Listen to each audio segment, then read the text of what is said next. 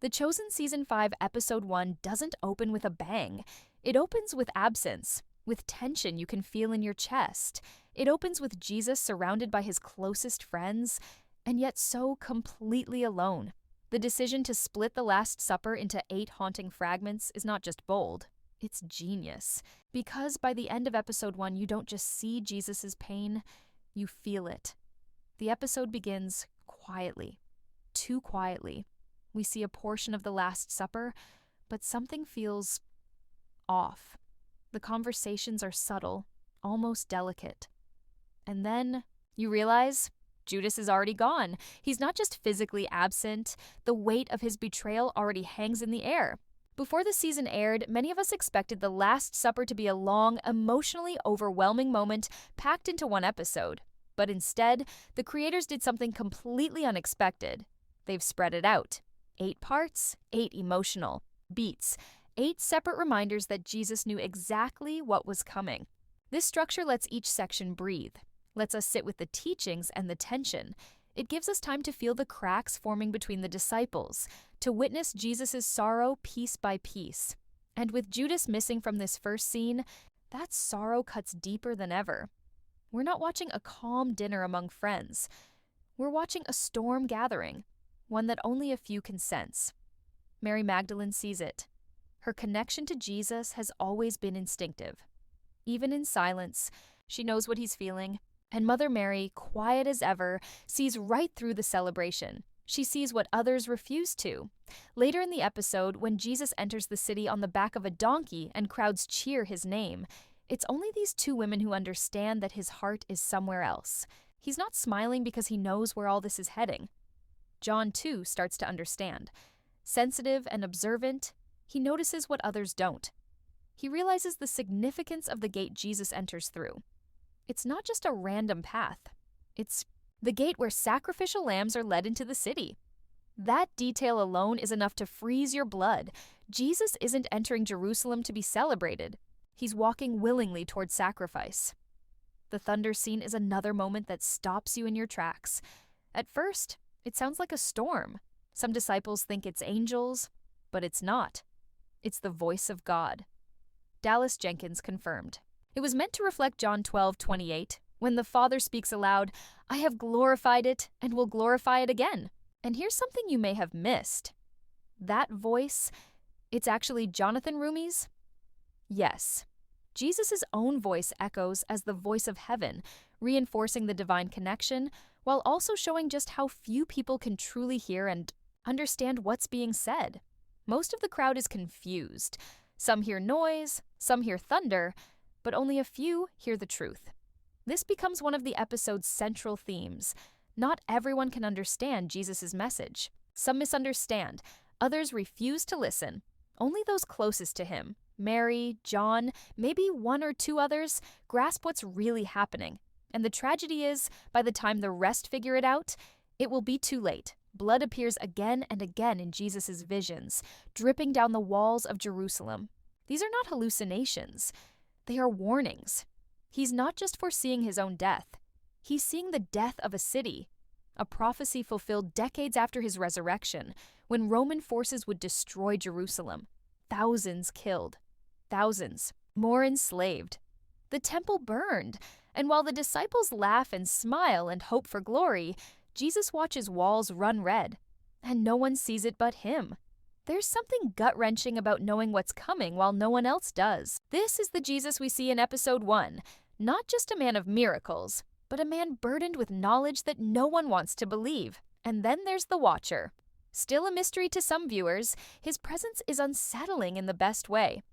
He watches from a distance, taking notes, tracking movements.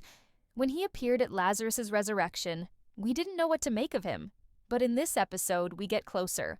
We see what he sees. He notices the subtle details.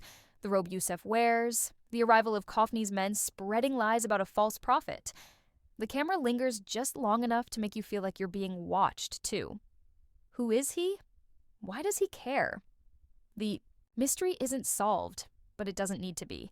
What matters is the way he sees things the others don't. And maybe we're meant to see through his eyes, too.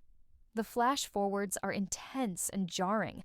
We're thrown into scenes of the future, scenes most of the disciples couldn't possibly imagine. A city under siege, Romans storming through narrow alleys, blood and fire and betrayal. It's easy to get disoriented, but that's the point. The Chosen doesn't want us to feel safe.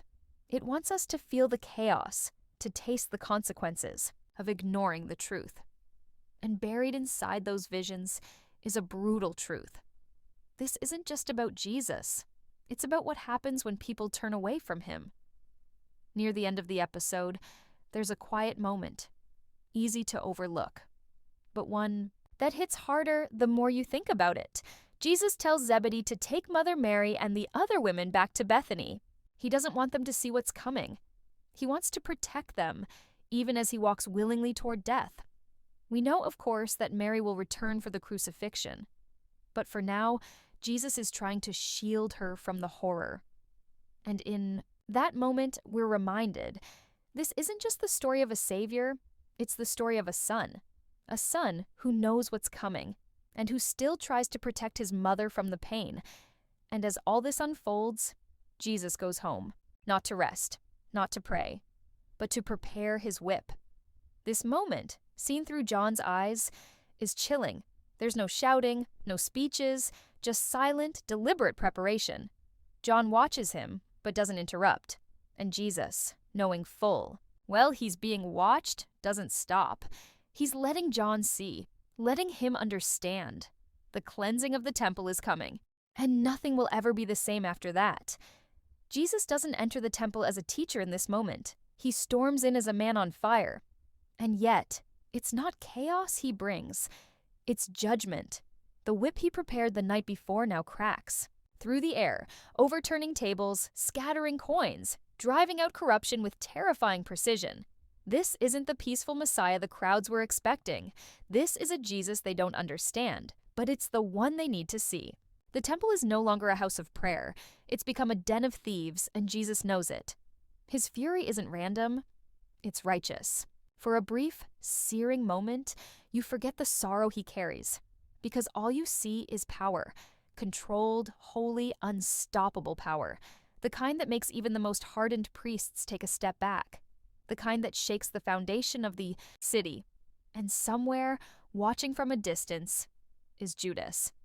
Yes, Judas is in this episode, just not with the others. And that's what makes it so painful. He's drifting, wandering, caught between loyalty and survival. His face is harder now. The questions are louder. The hope is dimmer. We don't see the moment of betrayal yet, but we see the road leading to it. And it's far lonelier than we imagined. Judas doesn't laugh anymore. He doesn't debate with the other disciples.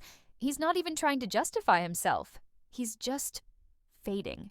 In a haunting scene, we see him watching Jesus from afar, right as the tables crash and the doves scatter into the sky. And for a moment you wonder, does Judas feel regret already? Does he want to turn back?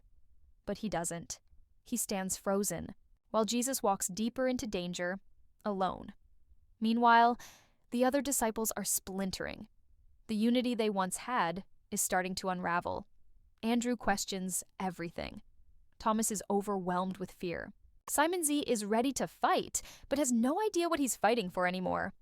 And Matthew, usually the quiet observer, finally finds himself unable to explain what's happening. Only John stays close to Jesus in these critical moments. Only he seems willing to bear the full weight of what's coming. And you begin to realize this episode isn't just about betrayal. It's about abandonment. Slowly, painfully, the people who love Jesus the most begin to distance themselves, not because they want to, but because they're terrified of what? Staying close will cost them. Then the Sanhedrin meets in secret. And it's not just politics anymore, it's